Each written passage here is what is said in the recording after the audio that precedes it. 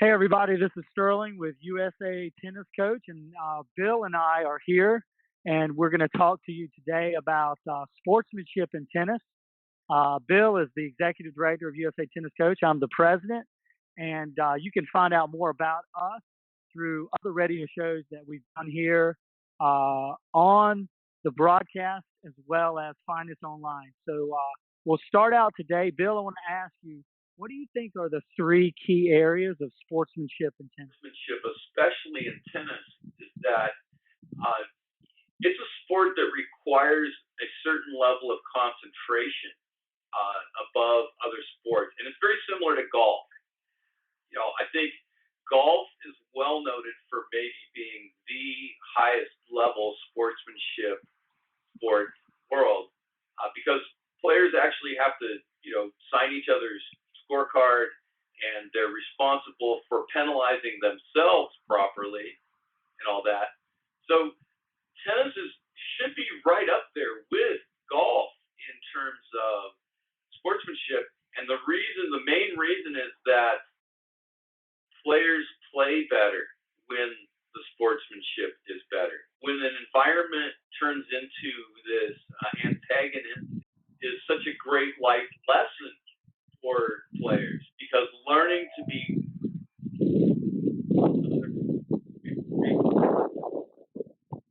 so vital to life. Right now, our country is going through this very interesting phase where people have been found not to be as honest. So I think a lot of the training ground for that is in the sporting world. So I think it's really vital to teach kids and sometimes even parents to play fair and to wish for their opponent. The third reason is that I believe that there's a much greater level of satisfaction that's gained from winning a competition where everything was played to the highest level that it can be played, that you're wishing for your opponent to play well so that when you beat them, then you have an even greater sense of accomplishment because you beat them at their best. Wishing for your opponent to do more poorly so that you can win is not quite as satisfying. So those are my top three reasons. And really it has to do mainly with the enjoyment of the sport. On the other hand, people who are trying to create a coercive environment and the level of play is going down, there's even maybe some cheating going on, then what's going to happen with those people like that? They're going to here, and if they would have won, if they hadn't cheated, if they hadn't intimidated their opponent, created a coercive environment that made it difficult for those players to play that day. We need to be, enforcing sportsmanship, teaching it, and really giving the full measure of those life lessons to our players. So that's awesome, Bill. Why don't you and I take each of these three that you have talked about here briefly and sort of drill down and talk about, what kind of responsibility should come from the parent, and then what the coaches should be instilling in players, what they should be telling them to help these three areas become more alive and enhanced and become more of a mainstream thing that happens, because I'm seeing as a coach that it's going the other way. These things are being intensified, the negativity, the gamesmanship. So why don't we take each one separately and just sort of drill down together? Does that sound okay with you? I think the place I would start would be perspective. Sports are not real life per se. It's a mirror of real life. And there have been times that I have met a new group of players on a tennis team and shared with them some very important information about the world that they live in. I start with asking them how many people died in war in the 20th century. They kind of look at me very curiously, why are we talking about this? And so the answer is believed to be about 36 million people died in war in the 20th century, which it's a staggering number. But then we ask them how many people have been killed by their own country. And that number is estimated to be close to 100 million people. So then they think this is very odd that we're talking about this. But then I tell them this: if we go 16-0 and win the championship, we're not bringing any of those people back. And if we go 0-16, we are not adding to that number. So consider that for a moment. The fact that here we are living in a free country where you can go play tennis without fear that tonight your father's going to be abducted and taken away somewhere. Start there. So Bill, So Bill, why do you think we lose that perspective? Like, why do we think as parents and coaches?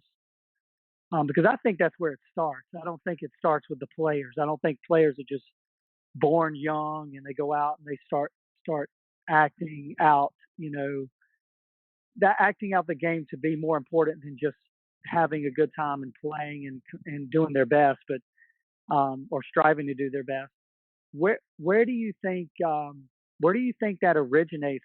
Why do you think it's turned into something other than just keeping it in perspective? Right. No, I'm totally with you, and that's a perfect question from what I just said, and because what I'm trying to get across to them is it's not life and death. And then the next thing that we get into with them is I say, now look, I know that winning's more fun than losing. I really don't care if you win or lose. All I really care about is that you give your best effort, enjoy the competition, show yourself strong and wise, and learn from every match. Now, having said that, my teams have succeeded quite well. And it's basically because we talk about what is the meaning of competition. What does it mean? What does it not mean? And I think, in the mind of a teenager especially, they see threats where they're not necessarily threats. And they do build things up in their minds, be life and death, when they're not. If you don't win today, what's going to happen? You're still going to go home and have dinner, and you still have to do your homework. And tomorrow you're going to wake up in the morning and go to school, unless it's Saturday. We assign more meaning to it than there is. Another thing that I do is I talk to my players about the logic of sports, and I kind of joke about it this way. Let's play logic versus America. Who do you want to go first? So they say, well, I don't know. So we whatever they guess, we start with that one. So I say, okay, let's start with America. Here's what America says. America says tennis is a sport. Sport is competition. Competition has winners or losers.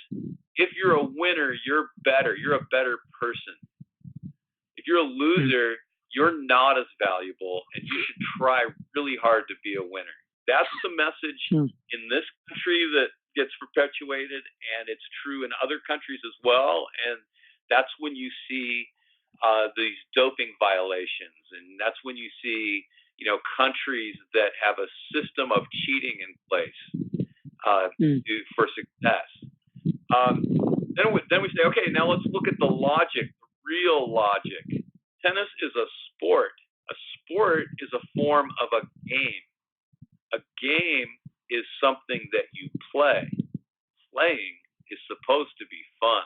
I mean, have you ever seen kids playing and they're not having fun playing? Well, then there must be some kind of conflict that needs to be resolved, because otherwise playing is going to be fun, and that's just the way it works. But we have this internal conflict where we don't realize that we're playing a game.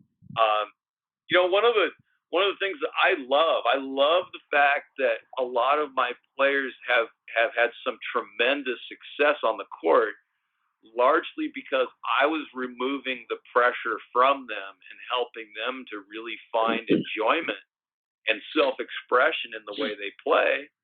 And the other team is loading all sorts of pressure on their players and giving them these messages about how they'll be a more valuable person, or they'll become a champion if they do a certain thing, right? And I find that kind of sad. It's very misguided, and that type of behavior has actually helped my team to succeed when they do that. It's a very interesting thing, and I think people are, though, waking up more and more to becoming more athlete-centered and looking at the experience of the athlete and if they're really having a great time playing or not.